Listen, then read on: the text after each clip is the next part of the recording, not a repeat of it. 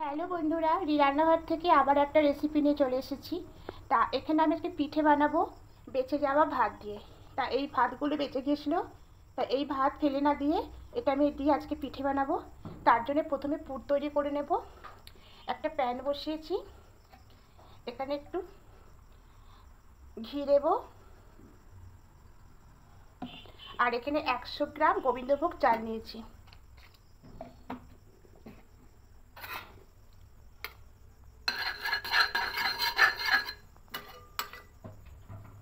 এবার ঘিয়ের মধ্যে গোবিন্দভোগ চালটা দিয়ে দেবো,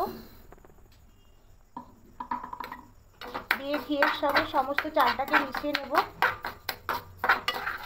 দিয়ে এইভাবে নাড়াচাড়া করে হালকা করে চালটাকে একটু ভেজে নেব, ব্রাউন কালার করে একটু ভেজে নেব।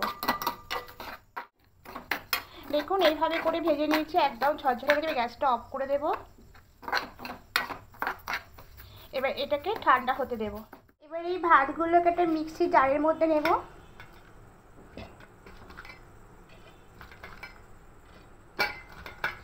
এইভাবে বন্ধুরা একবার পিঠে করে দেখবেন, খেতে খুব ভালো লাগবে। ভাতগুলো সব নিয়ে নিলাম। এবার একটা মিহি পেস্ট করে নেব। পেস্ট করে নিয়েছি দেখুন। এবার একটা অন্য পাত্রের মধ্যে ঢেলে নেব। এবার চালটা ঠান্ডা হয়ে গেছে, মিক্সি জারের মধ্যে নিয়ে নেব। নিয়ে চালটা একটা মিহি পেস্ট করে নেব। এখানে পুরটা বানাবো, তার জন্য এখানে আমি একটু অল্প জল নিয়ে নেব।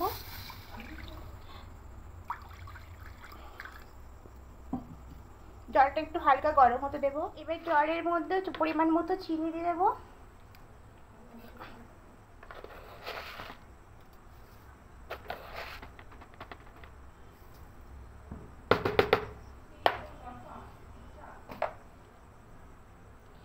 এবার জলটাকে একটু ফুটতে দেব।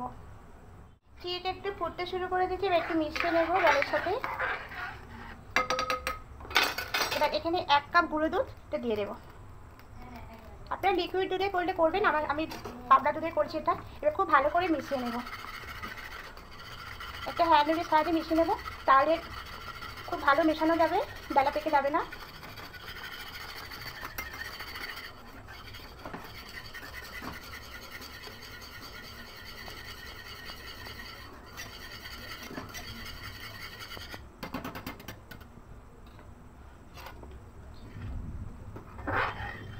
এবার একটু ফুটিয়ে জাল করে নেব। খুব ভালো করে জাল করে নিয়েছি এটা, দেখুন কতটা ঘন হয়ে এসেছে।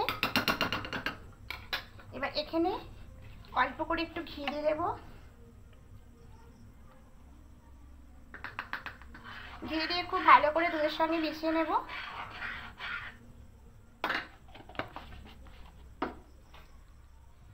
এখানে যে চালটা গুঁড়িয়েছিলাম গোবিন্দভোগ চালটা, এবারটা আস্তে আস্তে অল্প অল্প করে এর মধ্যে দিয়ে দেবো। আঁচটা মিডিয়াম ফ্লেমে রাখতে হবে। তো হ্যান্ড উইচ দিয়ে ঘুরতে হবে, গোলাতে হবে এভাবে অল্প অল্প করে দিয়ে দিয়ে, আর মিডিয়াম ফ্লেমে রাখতে হবে।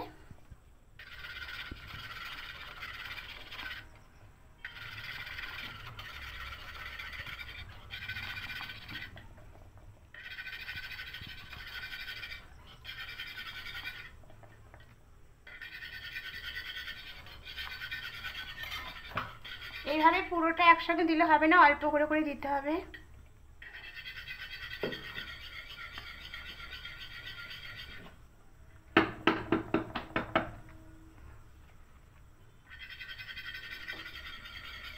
দেখুন পুরোটা দিয়ে দিয়েছি।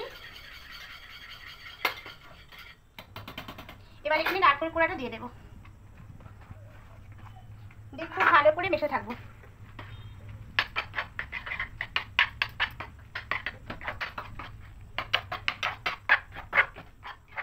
এখানে অনেকটা শুকিয়ে এসছে, আমি এখানে আরেকটু ঘি দিয়ে দেবো।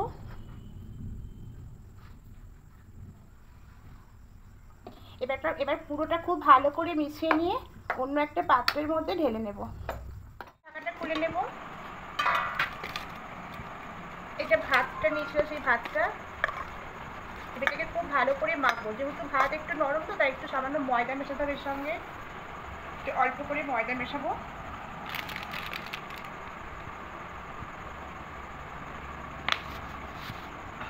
পরিমাণ মতো লবণ দিয়ে দেবো।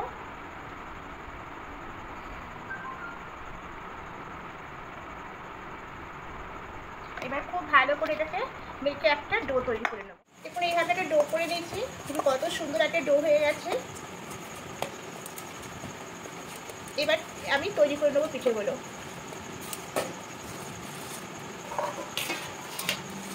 এবার এখান থেকে নেব,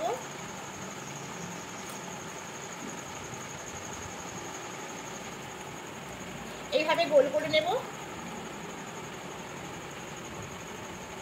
বাটির মতো তৈরি করে নেব।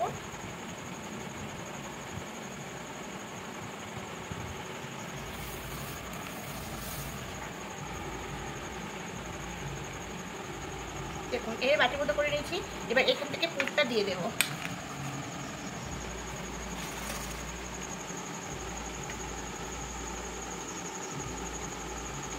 দিয়ে এটাকে মুখটা এভাবে বুঝিয়ে নেব।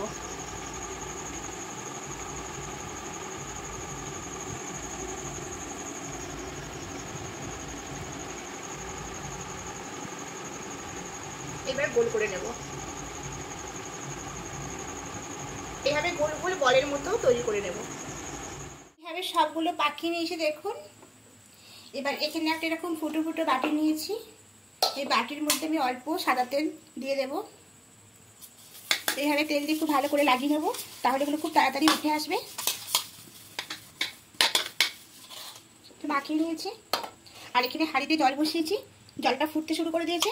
এবার এই গোল্লাগুলো এখানে দিয়ে দেবো।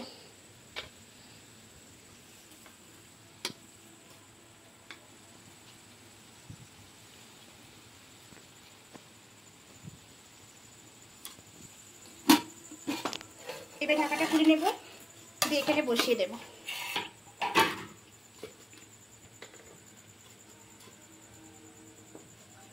এইভাবে বসিয়ে দিয়ে উপর দিয়ে আর একটা থালা ঢাকা দিয়ে দেব।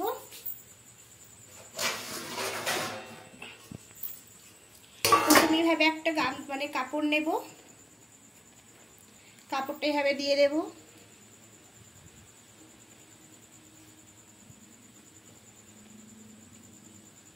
দিয়ে এর উপর থালা এইভাবে ঢাকা দিয়ে দেবো।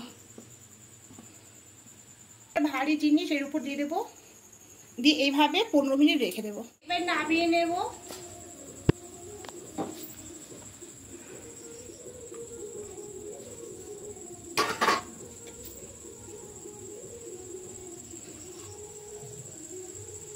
দেখুন এগুলো হয়ে গেছে।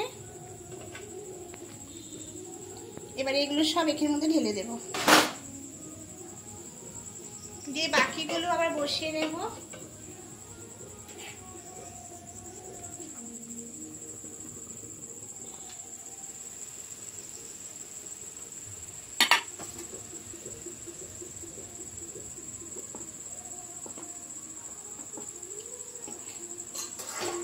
এইভাবে ঢাকা দিয়ে আরো এভাবে এটাও 15 মিনিট রেখে দেব।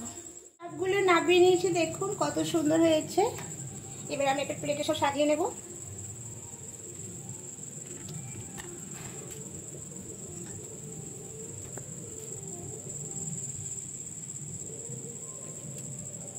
আমি দেখাচ্ছি কেটে একটা।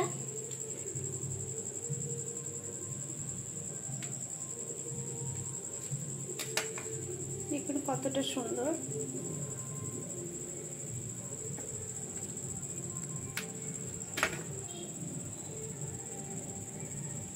দেখুন বন্ধুরা কত সুন্দর হয়েছে।